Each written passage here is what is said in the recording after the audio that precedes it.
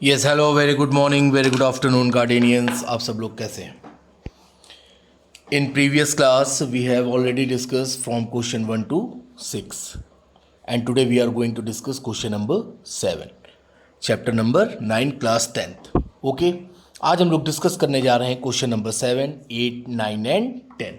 Okay, now question number 7, from a point on the ground the angles of elevation of the bottom and the top of a transmission tower. ठीक है, देखिए मैं एक बार फिर से आगे बढ़ने से पहले आप लोगों को एक बार और बता दूं, क्वेश्चन में कुछ नहीं होता है, केवल और केवल हमें क्वेश्चन की लैंग्वेज आनी चाहिए। मैं अपने हर वीडियो में बोलूँगा जिससे आपके दिमाग में सेट हो जाए कि हमें केवल और केवल क्वेश्चन की लैंग्वेज से ही मतलब होना चाहिए। ठीक है, अब सुनिए, from a point on the ground the angles of elevation, the angles of elevation, यानी यहां पर एक से ज्यादा एंगल है और एंगल ऑफ एलिवेशन है। एलिवेशन मतलब हम ऊपर आंख उठाकर देख रहे हैं। ठीक है, angles of elevation of the bottom and the top of a transmission tower fix at the top of a 20 meter high building. एक कोई बिल्डिंग है, उस बिल्डिंग के ऊपर टावर लगा हुआ है। आप लोगों ने कई जगह देखा होगा कि बिल्डिंग के ऊपर मोबाइल टावर लगे होते हैं। ठीक है, and the elevation angles are 45 degree and 60 degree respectively. Find the height of a tower. कितना सिंपल सवाल है। ठीक है, बहुत ही सिंपल सवाल है। अब देखिए, from a point on the ground, सबसे पहले हम लोग अपनी ग्राउंड बना ले। ग्राउंड हम लोग की बनी होनी चाहिए भाई। ठीक है, ये रही ग्राउंड। ठीक है, ये है आपकी कोई बिल्डिंग। ठीक है, ये बिल्डिंग है और उस बिल्डिंग की उसने हाइट भी आपको दे रखी है कितनी, 20 मीटर हाई बिल्डिंग। ठीक है, चाहे तो आप थोड़ा सा और ऊपर कर लें, बहुत ज़्यादा ऊपर भी ना करो। ठीक है, 20 मीटर हाई बिल्डिंग। ठीक है, अब इसके ऊपर एक टावर लगा हुआ है। क्या है, इसके ऊपर एक टावर है। ये रहा टावर, ज़्यादा आगे ना जाओ। हाँ ठीक है, ये रहा टावर। ठीक है, लिख दे रहा हूँ मैं, ये ए है, ये बी है, ये सी है और ये डी है। कह रहा है find the height of a tower. तो टावर कितना हो गया आपका, सी डी। हमें ये पता करना है ये सी डी हाइट कितनी है। ठीक है, अब जरा गौर से सुनिएगा। फिर उसने कहा कि क्या कहा, हाँ बॉटम, यहां से जब आपने इस टावर के बॉटम को देखा, ये टावर है तो ये टावर का टॉप है और ये टावर का क्या है, बॉटम है। जब आपने इस बॉटम को देखा तब ये एंगल है आपका कितने डिग्री, 45 डिग्री। ठीक है, फिर जब आपने इसी पॉइंट से जब आपने इसके टॉप को देखा, किसको देखा, टावर के टॉप को देखा, तब ये एंगल आपका कितने डिग्री हो गया, 60 डिग्री। ठीक है, पहले जब आपने बेस से देखा तब ये एंगल आपका कितने डिग्री है, 45 डिग्री। और जब यहाँ पर आपने टॉप पर देखा यानी आपने और अपनी आंख को ऊपर उठाया तो एंगल का वैल्यू क्या हो गया, बढ़ गया, इंक्रीज कर गया। ठीक है, तो 45 डिग्री और 60 डिग्री। तो कह रहा है कि ये जो हाइट है, सी डी जो हाइट है टावर की, वो आप बताइए। तो देखिए सोल्यूशन कितना इजी है, ओरल क्वेश्चन है। ये सब क्वेश्चन आपके कंपटीशन में भी पूछे जाते हैं। जब आप लोग आगे कंपटीशन देंगे तो उसमें भी पूछा जाएगा। ठीक है, आइए स्टार्ट करते हैं। तो सबसे पहले आप लोग लेट कर लें कि let be the height of tower कितनी हो गई, एच मीटर। ठीक है, और हाइट ऑफ बिल्डिंग आपको दी गई, बिल्डिंग कितनी है आपकी, B C. Height of building, बहुत इजी क्वेश्चन है। हाइट ऑफ बिल्डिंग कितना है आपका, 20 मीटर। अब देखिए जरा गौर से देखिएगा, ये और ये आपका राइट एंगल है, मतलब ये 90 डिग्री है। तो यहाँ पर देखिए आपके पास दो राइट एंगल ट्रायंगल है, एक आपको दिख रहा होगा ए बी सी और एक आपको दिख रहा होगा ए बी डी। अब देखिए ए बी सी जब आपने देखा, जब आपने अपनी आंखों को खोला तब आपने ए बी सी को देखा, तो ए बी सी में आपका एंगल ये कितने डिग्री है, 45 डिग्री है।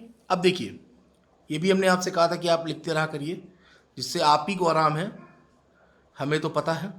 ठीक है, अब ये देखिए आपको यहाँ पर परपेंडिकुलर पता है, केवल बेस फाइंड करना है। ये अगर हम लोग को पता चल जाए, ठीक है, 20 मीटर, ये देखिए परपेंडिकुलर पता है, बेस पता करना, क्या लगा दें, सीधे सीधे 10 लगा दीजिए। ठीक है, सबसे पहले आप लिखें in right triangle, in right angle triangle, right triangle A B C. ठीक है, सीधे आपने लगाया 10 45। बच्चा जानता है 10 45 की वैल्यू क्या होती है। ठीक है, tan 45 सीधे आपने लगा दिया, tan 45 क्या हो गया, परपेंडिकुलर अपॉन बेस, ये आपको लिखना पड़ेगा परपेंडिकुलर अपॉन बेस, ठीक है। तो परपेंडिकुलर आपका कितना है इन ट्राइंगल ABC की बात कर रहे हैं हम, ये यहाँ तक का, ठीक है। तो ये आपका परपेंडिकुलर हो गया BC और बेस कितना हो गया भाई आपका AB। tan 40 और BC की वैल्यू कितनी है, गिवन है आपको 20 अपॉन AB हम लोग को पता चल जाएगा। tan 45 की वैल्यू कितनी होती है, 1 होती है, वेरी गुड, 20 अपॉन AB। तो यहाँ से आपने AB कितना फाइंड कर लिया, AB भी आपका कितना आ गया 20 मीटर। ध्यान रखिएगा tan के केस में, जब अभी अब आप लोग जब क्लास आएंगे तो हम आपको इन सब की ट्रिक भी बताएंगे, ठीक है। 45 है तो आपका बेस और परपेंडिकुलर सेम होता है, साइन के साथ भी होता है, कॉस के साथ भी रिलेशन होता है, सब चीज़ की अपनी ट्रिक है। लेकिन पहले हम लोग के कॉन्सेप्ट क्लियर होने चाहिए, उसके बाद ट्रिक हम लोग को आसान लगती है, ठीक है। अब देखिए यहाँ से आपने छोटे वाले ट्राइंगल से 45 वाले से आपने इतना कर लिया तो आपको बेस पता चल गया। ये बेस आपने कितना फाइंड कर लिया, 20 मीटर। ये देखिए ये आपने फाइंड कर लिया 20 मीटर, ठीक है। अब हम लोग को ये पता करना है, ये H पता करना है, ठीक है। अब बड़ा वाला ट्राइंगल ले लो, इन राइट ट्राइंगल कौन सा, ABD, तो सीधे लगा दीजिए, एंगल कितने डिग्री है इसमें, 60 डिग्री, सीधे मारिए, tan 60 यानी वही परपेंडिकुलर अपॉन बेस। परपेंडिकुलर कितना है, परपेंडिकुलर है आपका BD अपॉन बेस आपको पता ही है AB, लिखना तो पड़ेगा ही। BD यानी कितना हो गया, BD यानी BC प्लस CD। अरे भाई BD ये पूरा है यानी कितना हो गया, ये BC प्लस CD, BD ये पूरा है यानी BC प्लस CD, ठीक है। तो ये आपको शो करना पड़ेगा BC plus CD upon AB, ठीक है। कोई दिक्कत है यहाँ तक, वेरी गुड।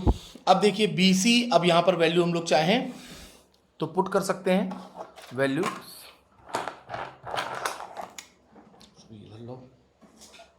ठीक है। आइए वैल्यूज पुट करें हम लोग। तो आपने अभी लिखा था tan 60 इक्वल्स टू, ये आपने लिखा था tan 60 equals to BC plus CD upon AB, ये था, ठीक है। tan 60 की वैल्यू कितनी होती है, √3।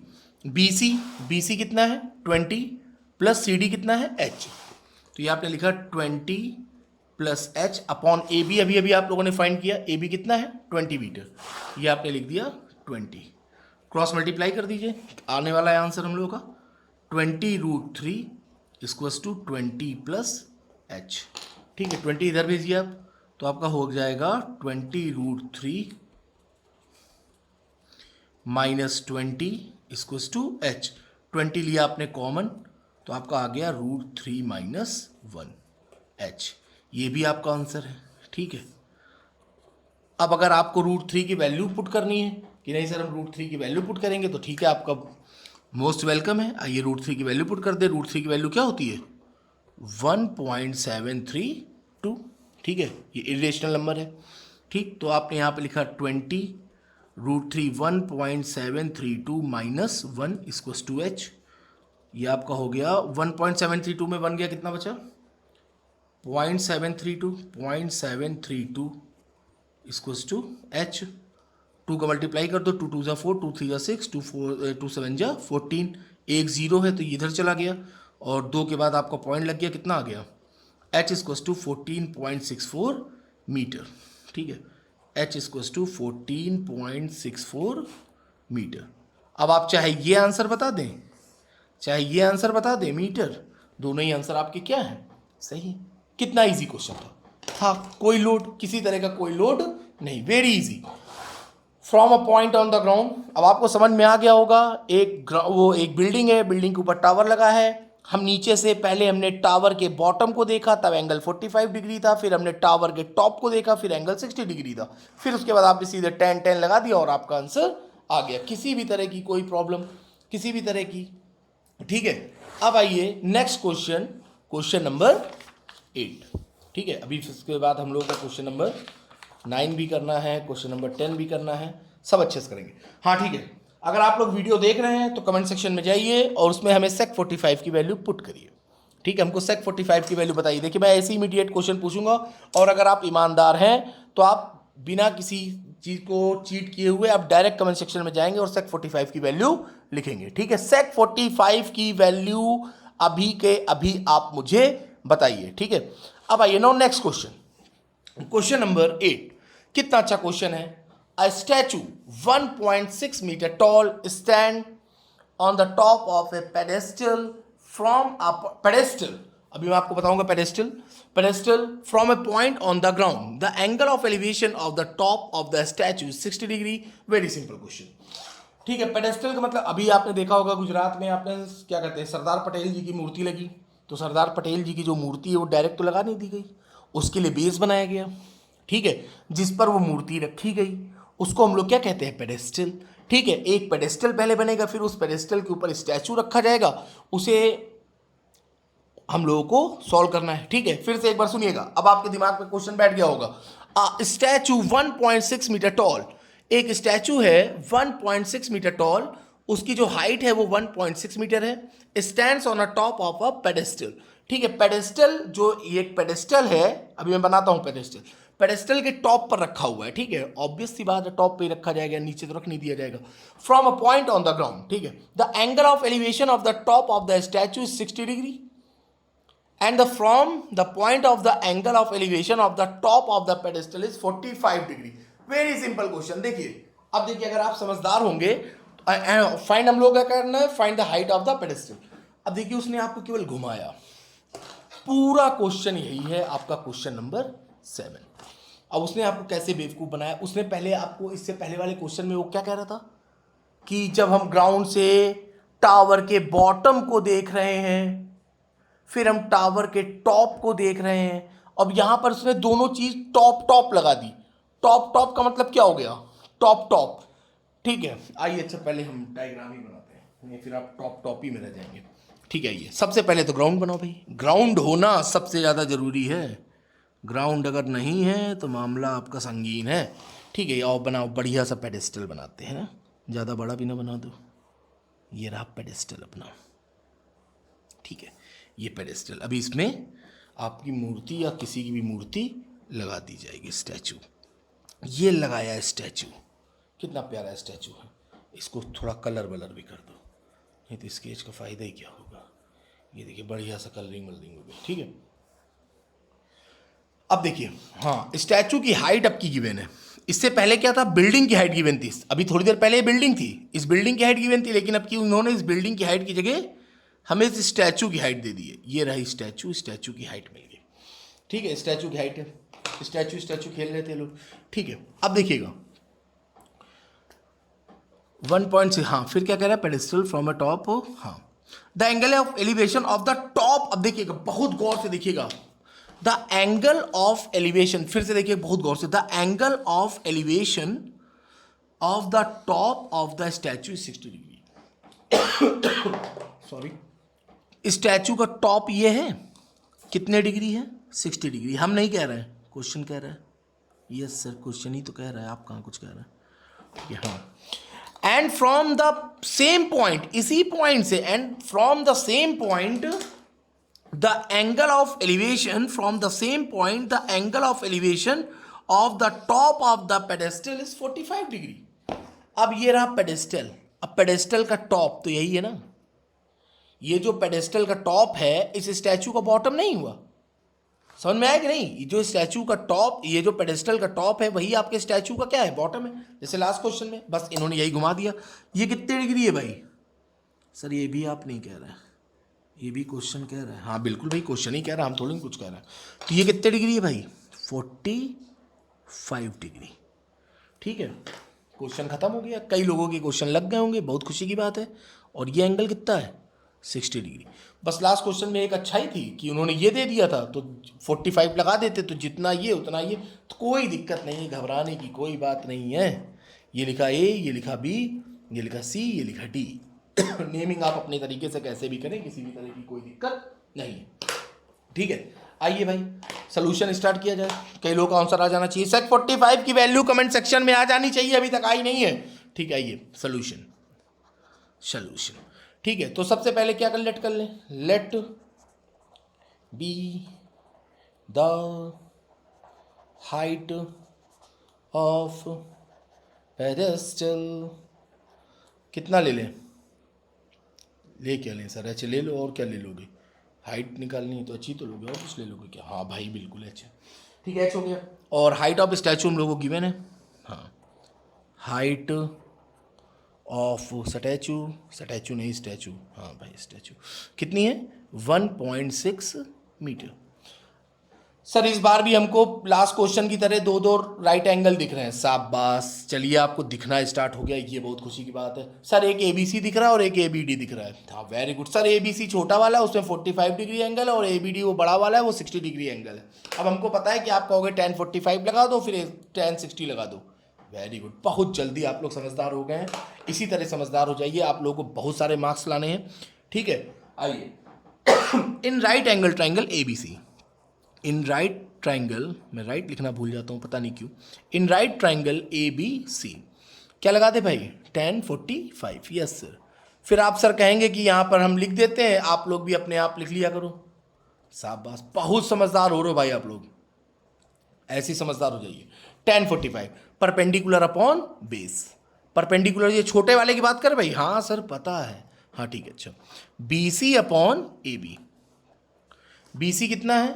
हाइट हम लोगों ने सर H ली है। ओके ओके, H है, H। ठीक है, तो ये हमने लिख दिया H अपॉन AB। ठीक है, तो ये आपका हो गया H अपॉन AB, और tan 45 की वैल्यू 1 हो गई। H upon AB, then AB equals to H।